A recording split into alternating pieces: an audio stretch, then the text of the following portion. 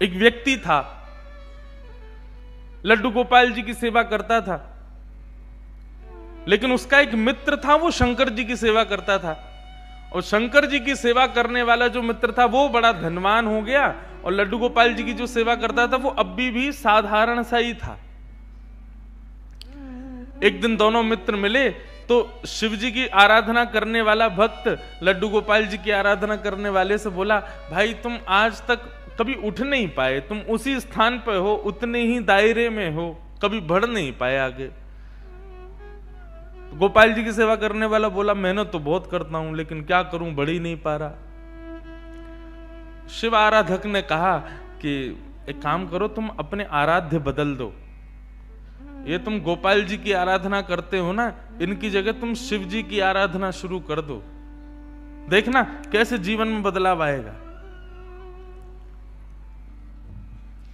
व्यक्ति के अंदर सबसे बड़ी कमी क्या है? ठाकुर जी के प्रति अविश्वास, अपने कर्तव्यों के प्रति अविश्वास, और सबसे बड़ी बात कहूं, अपने प्रति अविश्वास।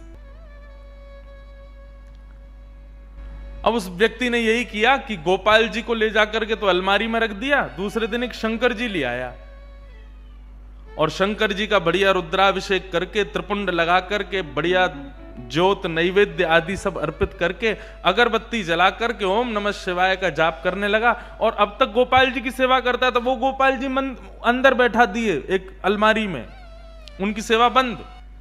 ओम नमः शिवाय का जाप करने लगा। जैसे ही इसका जाप पूर्ण हुआ, मालाओं को नेत्रों से लगा करके इसने शंकर जी को प्रणाम किया, तभी देखता है कि अगरबत्ती का जो धुआं था ना, वो उसी अलमारी की तरफ जा रहा था जहां गोपाल जी बैठे थे।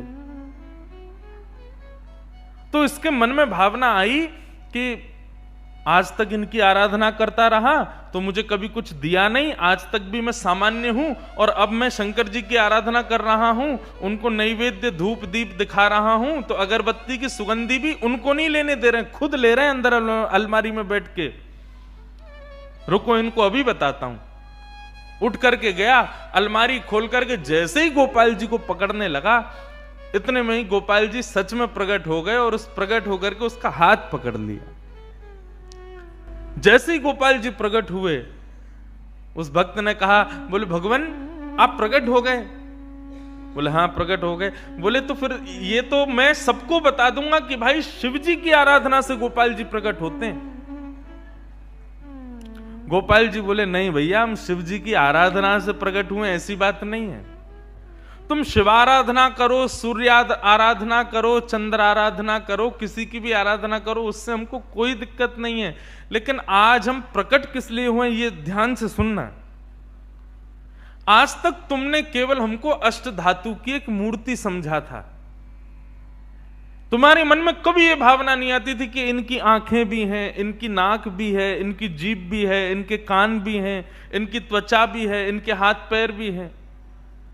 परंतु आज जब वो अगरबत्ती का धुआं सहज ही मेरी तरफ आ गया, तो तुम्हारे मन में ये भावना आई कि अगरबत्ती की सुगंधी मैं ले रहा हूं, मतलब मैं जड़ नहीं हूं, मैं चैतन्य हूं। वास्तव में शिवाराधना ने मुझे प्रकट नहीं किया, तुम्हारे हृदय में जो चैतन्यता का भाव मेरे प्रति आया है उसने मुझे प्रकट किया है।